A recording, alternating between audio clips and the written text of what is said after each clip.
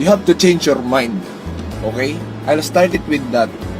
Kung gusto mong baguhin ang buhay mo, baguhin mo muna yung takbo ng utak mo. Kasi kung ano yung mga bagay na nangyayari sa iyo ngayon, lahat yan, nagmula sa utak mo lang. Nag-manifest lang yan into reality. Okay? Why? Because your thoughts, okay, becomes your words. And your words becomes your action. And your action becomes your reality. Kung ano yung mga bagay na inisip mo, magmamanifest yan into real life. Some way, somehow. No? Kasi, yun yung laging tumatakbo sa isip mo. Hindi ka ba nagtataka? Lagi mo sinasabi. Pag hiningian ka, sinasabi mo, wala kang pera. Kaya ang nangyayari, lagi ka talagang walang pera.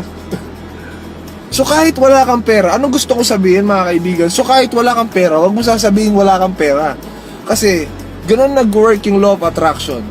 Yung iba sa inyo, baka nawiwirdohan sa mga sinasabi ko, no? Pero, make a research about it on the internet. It's available dyan, online, no? I'm pretty sure maraming kwento dyan, storya, online, on how they use the law of attraction.